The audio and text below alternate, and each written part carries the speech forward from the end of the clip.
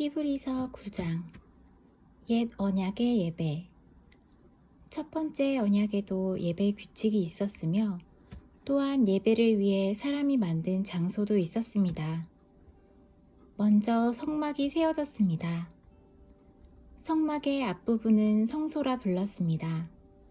그곳에는 촛대와 빵이 놓여진 상이 있었는데 하나님을 위해 거룩하게 예비된 것이었습니다. 휘장으로 가려진 성소 안쪽에는 지성소라고 하는 작은 방이 있었습니다.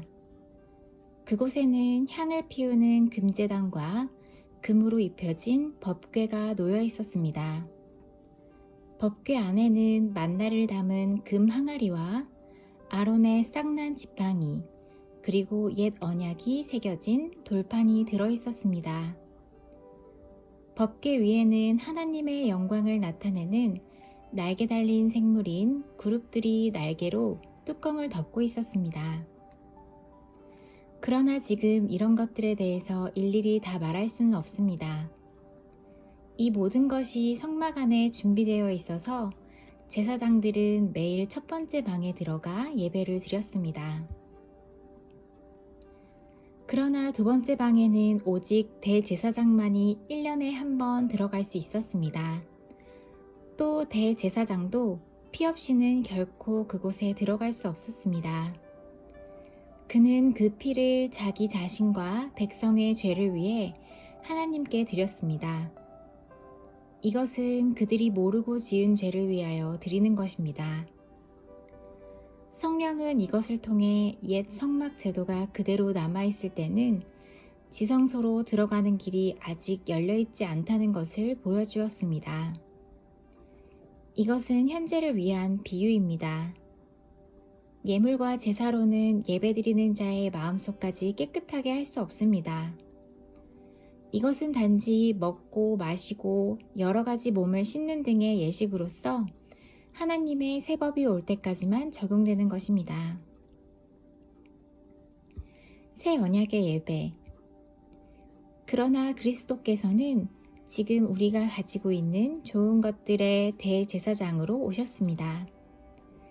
그는 더 크고 완전한 성막에 들어가셨습니다. 그것은 사람의 손으로 지은 것도 아니며 이 세상에 속한 것도 아닙니다. 그리스도는 단 한 번 지성소로 들어가셨습니다. 그분은 염소나 송아지의 피가 아닌 자신의 피를 가지고 지성소로 들어가셔서 우리를 죄에서 완전히 자유롭게 해주셨습니다. 염소와 황소의 피와 암소의 죄를 부정한 사람에게 뿌리면 그 육체를 다시 깨끗하게 할 수 있습니다. 그렇다면 영원하신 성령을 통해 하나님께 자기 자신을 완전한 제물로 드린 그리스도의 피는 어떻겠습니까? 그의 피는 죽음에 이르게 하는 행동에서 우리 마음을 깨끗하게 하고 살아계신 하나님을 섬기는데 부족함이 없도록 할 것입니다. 그러므로 그리스도께서 새 언약의 중보자가 되셨습니다. 이제 하나님께 부르심을 받은 자들은 하나님께서 약속하신 영원한 복을 받을 수 있게 되었습니다. 옛 언약 아래에서 살던 사람들을 죄로부터 자유롭게 하기 위하여 그리스도께서 죽으셨기 때문에 사람들이 그 축복을 누릴 수 있게 된 것입니다. 유언이 효력을 나타내려면 그 유언을 쓴 사람이 죽었다는 사실이 증명되어야 합니다. 그 사람이 살아있는 한 유언은 아무 쓸모가 없습니다. 오직 죽은 후에만 쓸모가 있는 것입니다. 이처럼 옛 언약도 죽음을 나타내는 피 없이 세운 것이 아닙니다. 모세는 백성들에게 율법에 적힌 모든 계명을 말해주었습니다. 그리고 송아지의 피를 물과 함께 섞은 다음 붉은 양털과 우슬초에 적셔서 율법책과 백성들에게 뿌렸습니다. 그리고 이것은 하나님께서 여러분에게 순종하라고 명령하신 언약의 피입니다 라고 말했습니다. 모세는 성막과 예배에 쓰이는 모든 물건에도 그런 방법으로 피를 뿌렸습니다. 율법은 거의 모든 것이 피로써 깨끗해지며 피 흘림이 없으면 죄의 용서도 없다고 말합니다. 그리스도의 죽음으로 죄가 깨끗해졌습니다. 하늘에 있는 참된 것들을 모방한 이 땅의 모형은 동물의 피로 깨끗해져야 됩니다. 그러나 하늘에 있는 것들은 더 좋은 제물이 필요합니다.